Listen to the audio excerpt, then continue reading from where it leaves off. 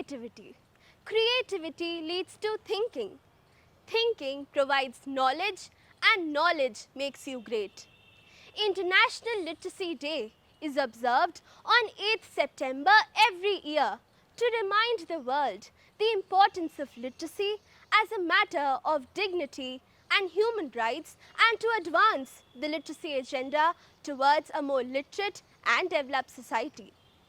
Literacy plays a major role as a part of right to education and also improves our lives by advancing our capabilities, which in turn reduces poverty, increases participation, and has positive effects on health and sustainable development.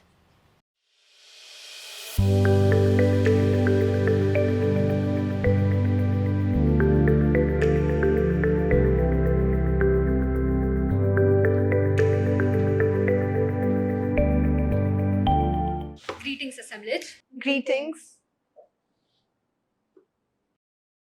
Now, we begin the general working of the assembly, urging delegates to share the literacy stature of their country. The first country being Norway. Thank you. Norway is a captivating country known for its rich cultural heritage and a high standard of living. Norway boasts one of the highest literacy rates in the world. The literacy rate in Norway was estimated to be close to 100% in 2021. The history of literacy can be traced back to the early Middle Ages. In the 12th century, cathedral schools were established in Norway to train priests.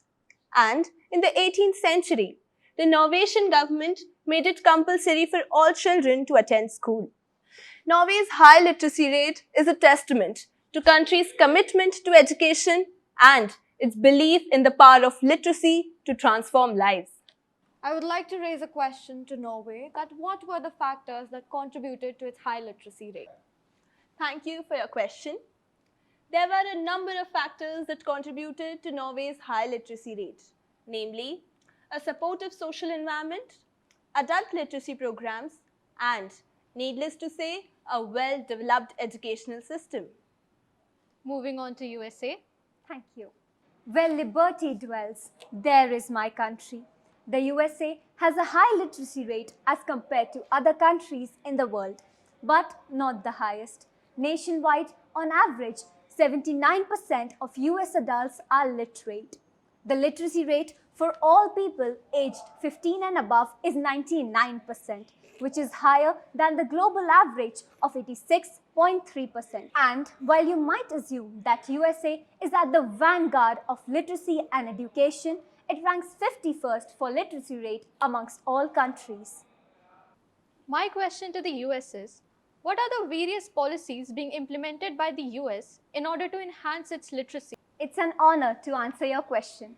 The USA has improved its literacy over time by implementing various programs and policies at the federal, state, and local levels. Some of them are the No Child Left Behind Act, the Every Student Succeeds Act, and the Workforce Innovation and Opportunity Act. Moving towards the east, we have China. When we talk about China, which is currently the second most populated country in the world, with a population exceeding 1.4 billion people, we always need to keep in mind its immense population along with its growing demand for literacy. Literacy in China has been conceptualized traditionally as having a major role in developing a nation. People with good literacy skills enjoy a higher standard of living and have a better opportunity of finding a job. Also, a nation with high literacy rate is more likely to attract a large pool of investors as well as entrepreneurs. I would like to ask a question to China that how has politics shaped China's literacy? The real boost in China's literacy rate occurred in the 1950s when the Communist government of China made literacy as one of its top priorities. It was at this time that the government of China made free literacy campaigns along with the establishment of public education system. Now presenting India.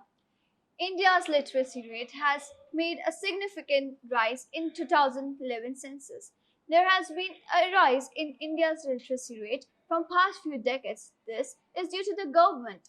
India's literacy rate in the year 1947 was just 18% of overall population, but there has been a significant rise as literacy rate for men was improved from 84% and for women 73%. I would like to ask you one question. How is India conquering its neutral literacy rate? To improve literacy rate in India, there have been number of policies and schemes which have been implemented. Firstly, being Sarva Shiksha Abhiyan. It was being implemented for elementary school learning up to age 6 to 14 years. Secondly, free education in rural areas up to the age of 14. Thirdly, the midday meal schemes was implemented for 100% attendance in schools and nutritional growth for children. Thank you. Following this sequence, we now have Africa. Thank you so much. Proposing Africa's stature in literacy cannot be done without familiarizing the factors hindering the growth of literacy rate in Africa.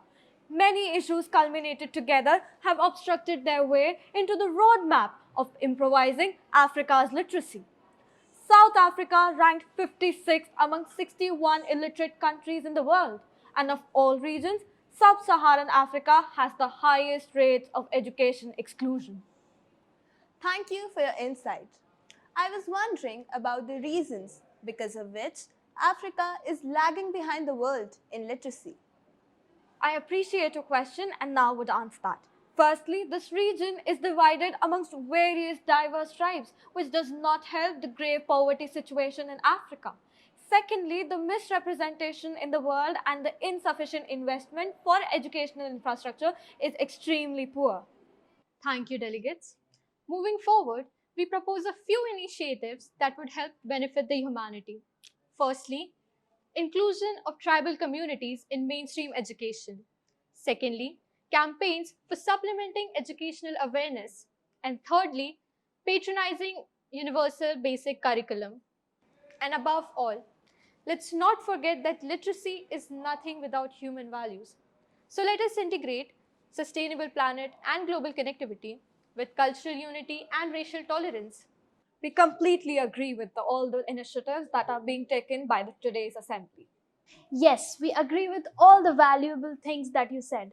As we conclude the assembly, I would like to thank all the delegates for sharing their insights. We hope for a better future.